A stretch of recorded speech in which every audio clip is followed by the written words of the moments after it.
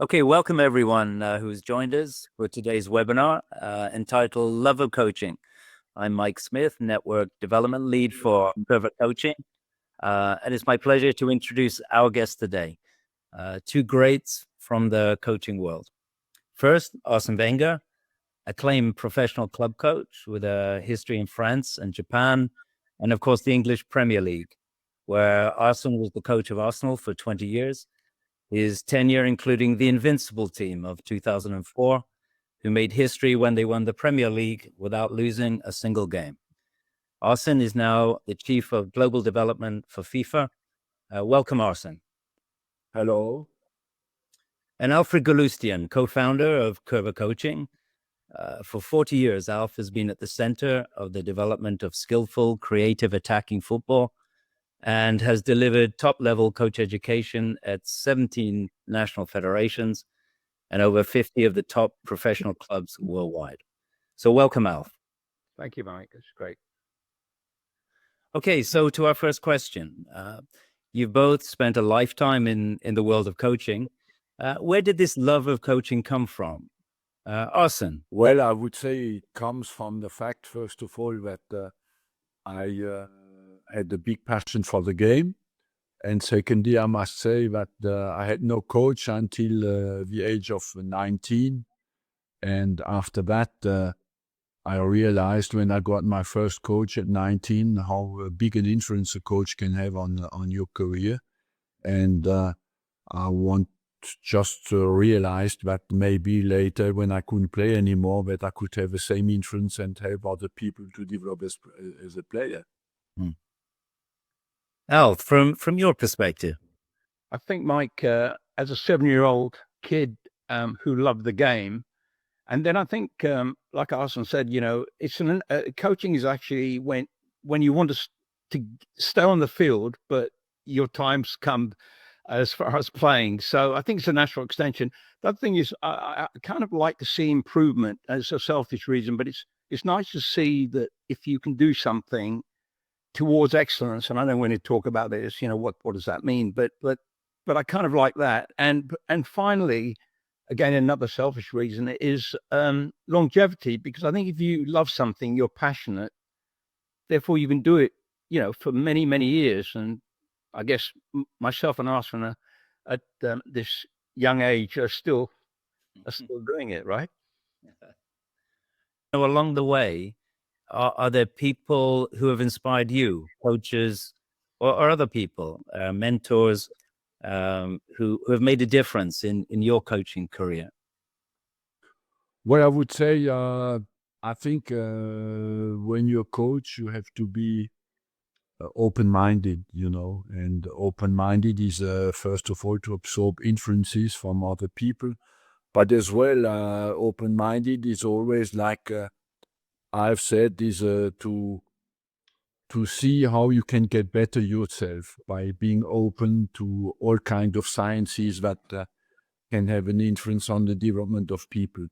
And I had that. So I had many, many, many influences.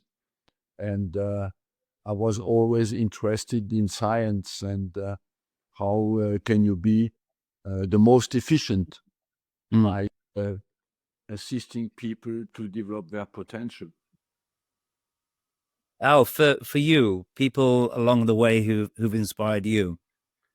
Well, of course, Will Coerver, when he was working with Ryan Schmeichels at that time, kind of was my teacher or influencer. You're talking about 40 years now.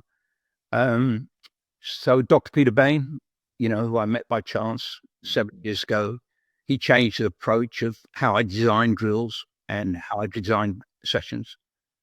But many people, Arsene included, my dear late friend Gerald, who influenced me a lot too. It's been a very hard year for so many people. What are your thoughts on overcoming adversity, both in sports and in life? Alf, let's start with you.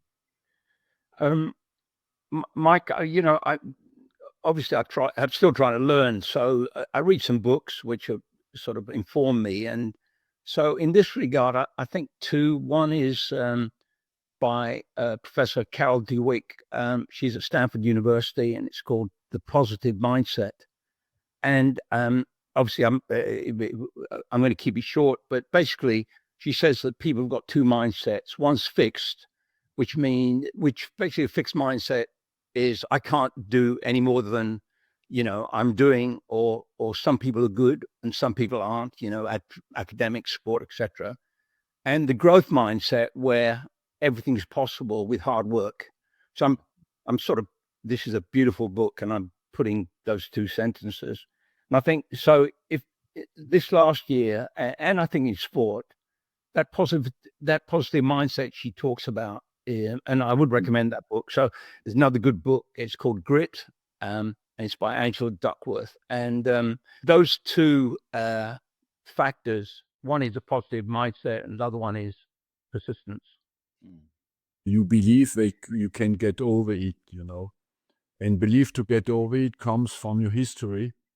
Have you learned in a history to overcome adversity in a positive way, or every time did you fail in similar situations? So that is something that is very important. What is very important when you have adversity is to identify the problem, develop a strategy, and have a target, and then that can get you out of it. And after that, somewhere you need to have a little bit believe in your luck, think that I did that before, and I will get out of it again. The training field and the stadium, two different environments. So what are your insights on linking what happens on the training field to the intensity of game day? Arsene? Well, first of all, you try to replicate in training the difficulties the players will face in the game, And I would say you can get quite close on all the technical, tactical front, where it's not, what you cannot replicate is intensity of a psychological pressure that the players will face on the day of a game. And somewhere, sometimes when you make a young boy start, that he has the level to cope with all the ingredients that are purely football. But you never know how he will respond to that mental pressure to perform. And that is something that you discover when a guy goes into competition. That means inhibition or no inhibition. Or even sometimes you discover people who raise when you are in this kind of pressure. So that is a part of unknown that comes only out when people are under pressure. What is very important as well is how with your discussions, the feedback you give to the player and the feedback from the player is vital. And I would say the communication aspect of a coach is something that is absolutely important to know how the players feel, and after you can adjust the help you can give to the players, Alf, for young players, again, building up that confidence, field confidence, what's your approach to that? The advice I got for coaches and parents is that mistakes are okay. In training, we're talking about especially, and in the game too, that trying to appreciate that when you're going through these formative years, that's how you learn, and taking that pressure off the player.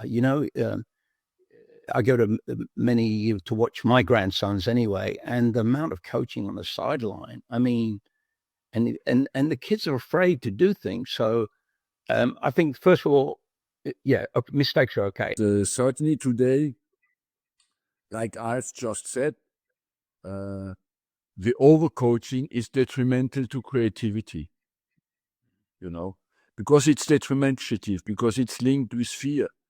And fear is anti-creative.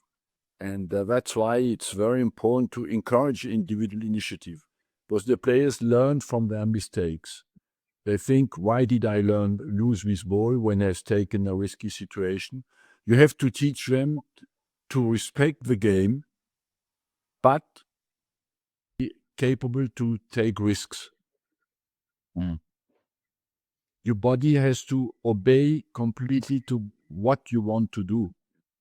And that, of course, is down to repetition in training and to development at a very young age.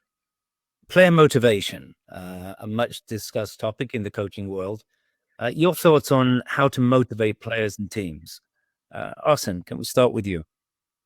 You have to get the player to meet his need, you know. That is the most important. After, to motivate the players is that basically you have to think that everybody wants to be a star. So you have to give him a clear picture of where he is and where he could be if he follows your advice. So I would say clarity, target, and next step is absolutely vital.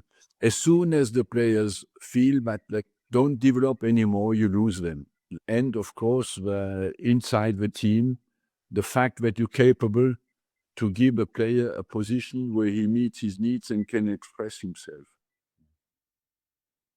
Alf, would you like to add to that? Can you encourage self-motivation? And especially for young players, it's like, I think, like imagine a wheel. So you love the game, and if you love something, you do it more. And when you do it more, you get better. And when you get better, you become more confident. And when you become more confident, you get better. And when you get better, you love the game. The enjoyment element in training is really important to you. It's sort of the last 40 years, I guess, what I am is a drill designer. At first I wasn't. When I stopped playing, became coach, etc. I had to do my licenses. In those days, it was the full badge in the UK, etc. And the more I did it, and the more I worked with young players, the more I understood that I had to put that into a compartment and design drills and games they liked. Yes, a child lives completely in the present, and he wants to be entertained, So that is the major thing you have to put into your training session.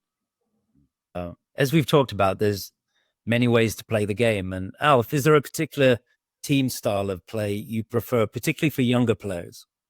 A concept called the box trowel, and concept is that the game is where the ball is, and the ball moves around. And if you dissect it, you've got a 20 by 20 sort of yard area, roughly in a regular size 11v11 field.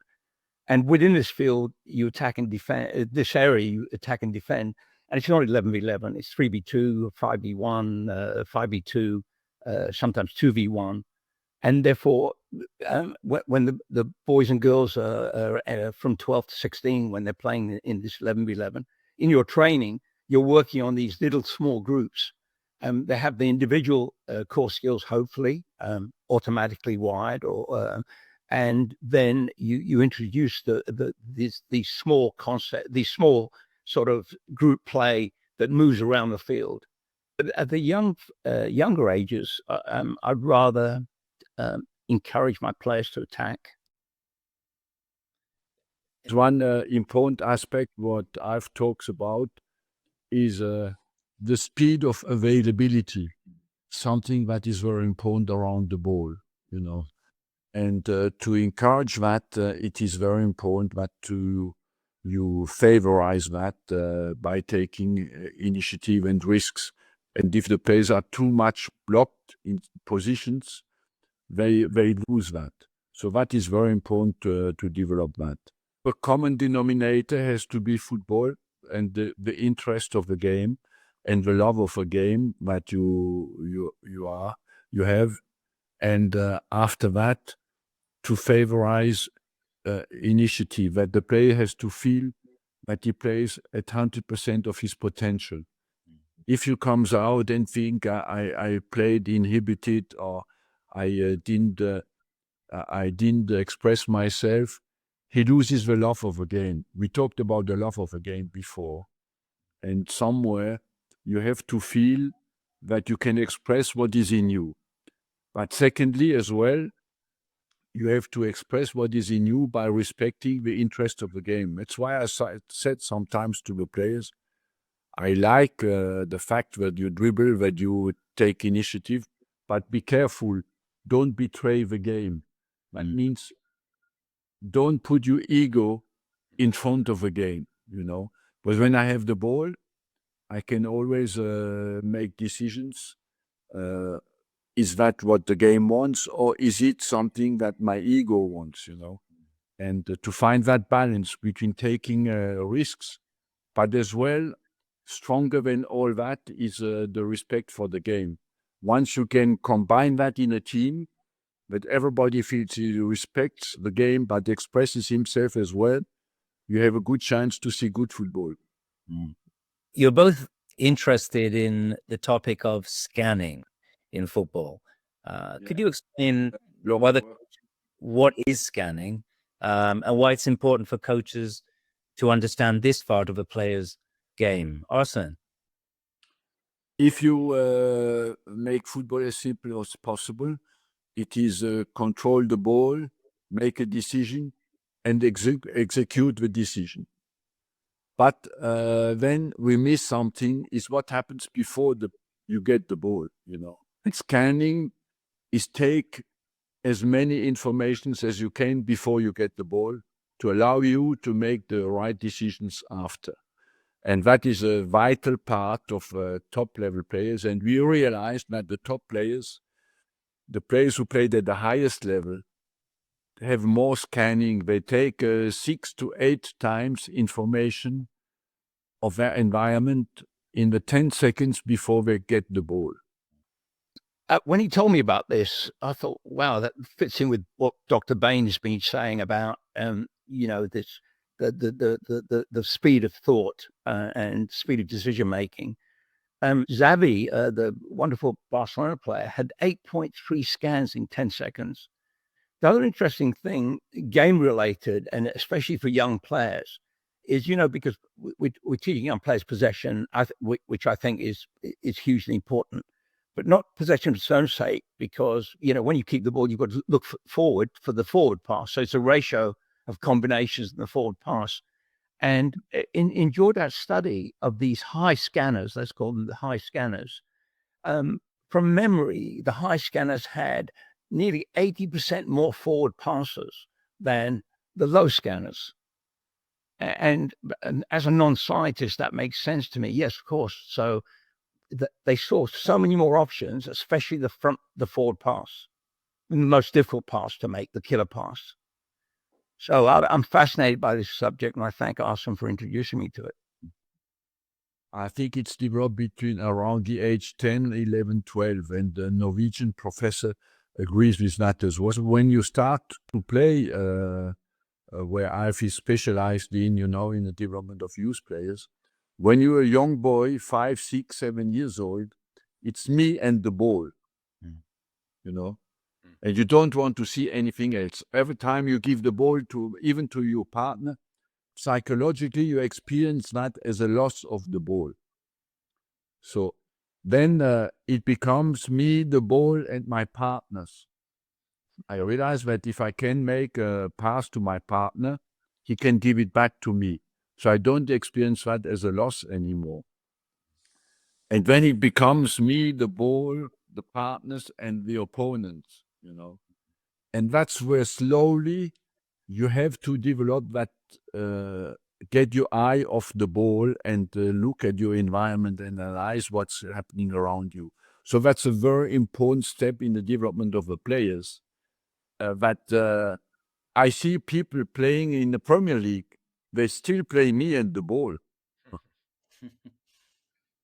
But when they get the ball, there's so much skill, you know, they get away with it. Look for a player who's 10 or 11 that passes the ball.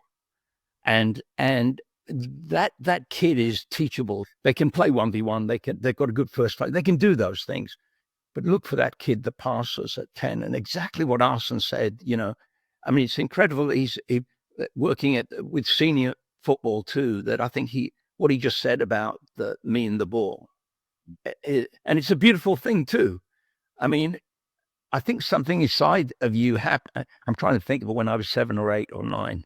I think something happens inside you when you've got the ball. It's widely accepted that gaining coaching experience in other cultures can be of great benefit to a coach. So as an example, you've both been influenced by your experiences in Japan. Can you tell us what you've learned there? Arsene? Well, I would say, because you have not so much the language at disposal to express your thinking, you have to get back to simplicity and efficiency. And it teaches you how to, you have to think a lot about how can I make what I know at the disposal of my players without being complicated, and express it in a simple way. So I would say it was more down, I learned simplicity and efficiency. And the first time I went to Japan, I think 93 when the JV started, and the first coaching course I did was for ex-player or players who'd played. There wasn't a pro league, but there was just semi-pro league, and they was trying to recruit Japanese coaches to coach at a decent level, and all these were ex-players, and everybody had a notebook, and everybody was writing something, and that happened right through, this. Even if they played 100 teams games for the national team, they got their top, AFC license.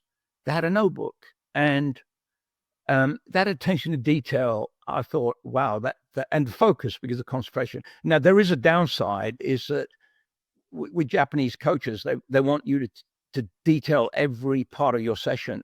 So there's a minus point is initiative.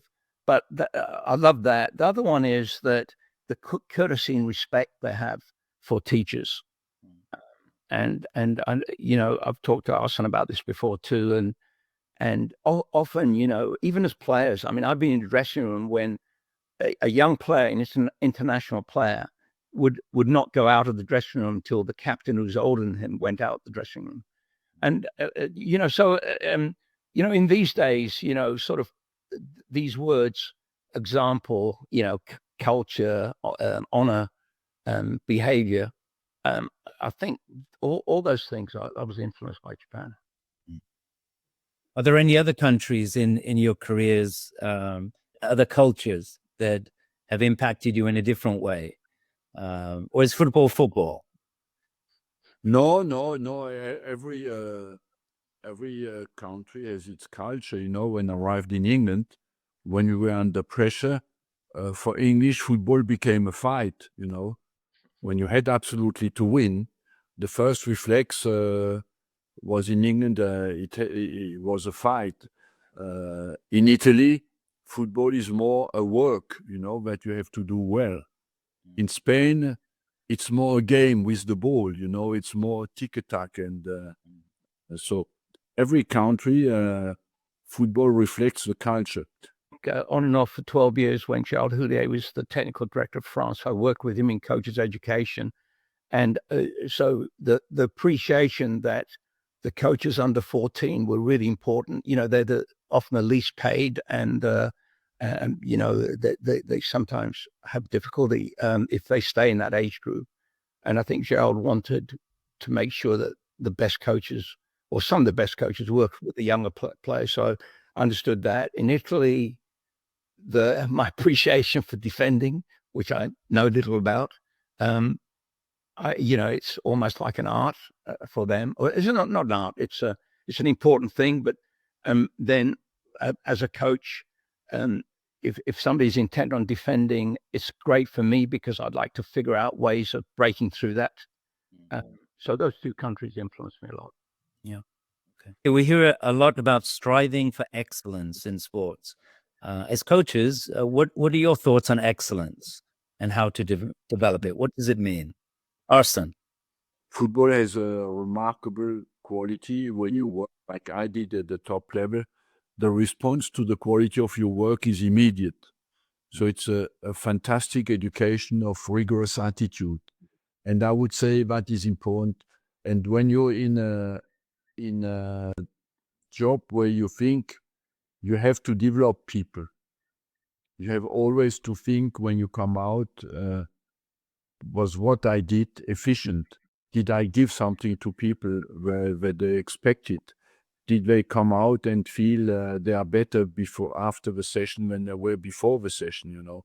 So you always, I would say, top level people I met in my life have a very objective analysis of their performances, and they're quite harsh with themselves. And the coach has to be like that. Excellence to me is attaining a level that others have to match. So, that's why I love models, like Messi for young players. So they can visualize what that is. To coaches, I'd recommend a really good book, but it's called Peak by Anders Ericsson. Unfortunately, he passed last year. This is about how to achieve excellence through, it's called planned deliberate practice with increasing difficulty. And all the drills I devise now follow this principle. So that if you want to improve any sort of, say the core skills, passing, receiving, 1v1, running to the ball, any core skill, you have to stretch the player with drills and games that are increasing difficulty, not in their comfort zone. And Ericsson in Peak explains in much more detail, but I found it works. I think some coaches need to pay more attention on their selection of drills and games, especially drills that have variations, so that you have repetition, and then you have complexity of repetition, speed of repetition, then you have graduated pressure training, then you have full pressure training. And to go in the drill library and find a drill that does that. And so that's the advice I'd give to them. And it can be achieved. Excellence can be achieved. Yes, I agree. Every session has to be based on that. Arsene, it seems to go back to what you said before about how you challenge players and motivate them, is being able to say where you are and what's next is critical to that idea of excellence as well. Yes, because that's absolutely vital, you know. But once, and I must say, we just spoke about the coaches, and the staff needs to be exactly at the same level. It's important they know what is their next level, where they can improve, and have a clarity about that. Once you have that with the staff and the players, you have a culture of performance in the club. Yes.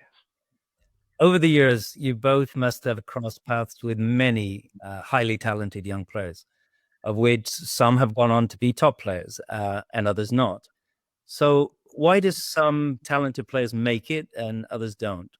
And how might a coach help a player go from good to great? Arsene. First of all, I would say again is to analyze well who is facing you. That means you need to meet the person who is facing you, and to see, get out of yourself and see who he is, you know. But after that, I would say, basically, when you build a player, you build him like a house. It's first the technique, after the physique, after the tactics, and the final, the roof of the house is the mental, you know. And this is the final part that comes in around 17, 18 to 22. If there is no roof on the house, all the rest, it rains in and it dies, you know.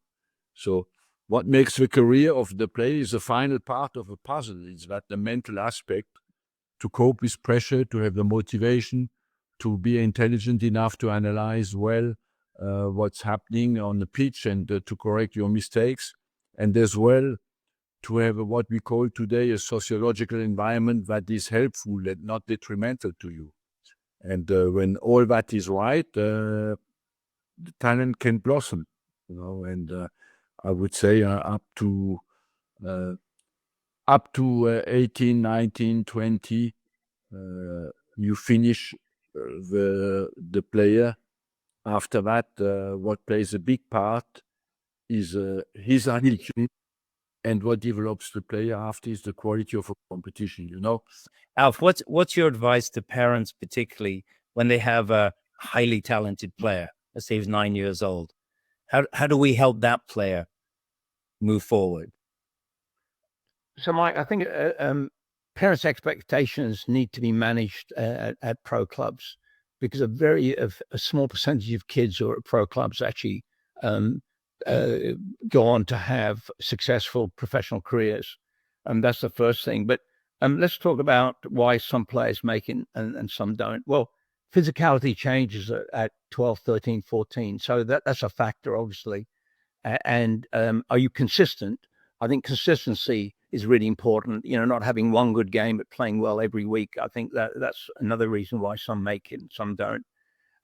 I think tenacity, desire, so that you don't give up, you stick with it, and you go up and down, but you stick with it. I think finally, the difference could be mental speed. What Arsene and I were talking about, the importance of the mental side of the game. That would be a reason why some make it, some don't. Alf, you spent a lifetime researching and building an extensive curriculum on 1v1. Why do you think this skill is so important? Okay, so can I define the purpose of 1v1? So it's not a trick. It's not a luxury. The purpose of 1v1 is to create space to pass, shoot, or run with the ball. So it's not dribbling is when you've got space and you run with the ball. That's just semantics. But to me, to create space to pass, shoot, or run with the ball. So there's less, especially at the top level, there's less space, less time. So straight off there, I think those breakthrough players are needed, and I think it can be taught. It's their skills. So in the Coerver curriculum, we've got 78 1v1s, and no player needs 78, but the coach can study 78, and which are 36 feints. A feint is when an opponent is in front of you or behind you, and then you've got 19 stops and starts where the opponent's either side of you, and then you've got 22 changes of direction. Change directions when you shield the ball. So it's like going to a restaurant. You've got this menu, and then you study this menu. But in particular, again, more for the elite game, this could be another 10 goals a season for teams. And so a coach becomes expert, and this is where, if we go back to excellence and Eriksson's book, Eriksson said that the excellence, for deliberate planned practice, you need purposeful practice, and that needs an expert coach who gives feedback, expert feedback. So you can imagine with 78 1v1s and with 8 that can create more goal chances in 30 meters, the coaches then need to study, because they're required then to give expert feedback to an already talented player. And so I'd encourage all the coaches, whatever the topic is, if you want to excellence, then you need this to try to improve yourself, like Arsene said, so that you can give this sort of expertise. And the more I worked on it, and the more I studied it, and the more I sort of was educated about it, the more I thought, no, you can teach this, and it's a vital skill. Arsene, 1v1. Yeah, 1v1 is the basis of every team sport, And where you realize it as well? When you get older and you still play.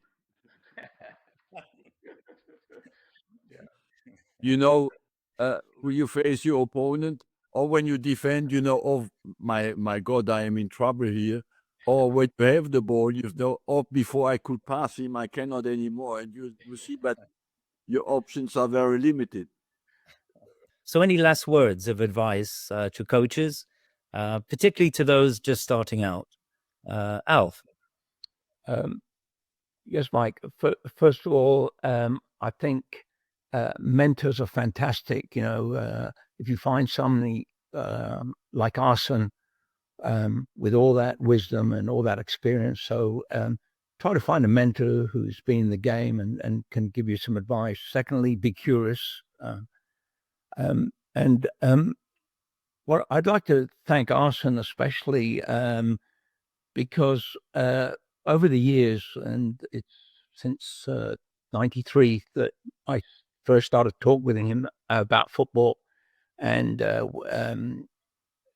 he represents, in football as in life, there's the good, bad, and ugly, and Arsene represents the good, and not only in the way he approaches football and how it should be played, but more largely how you should behave and how you should live and how you should learn.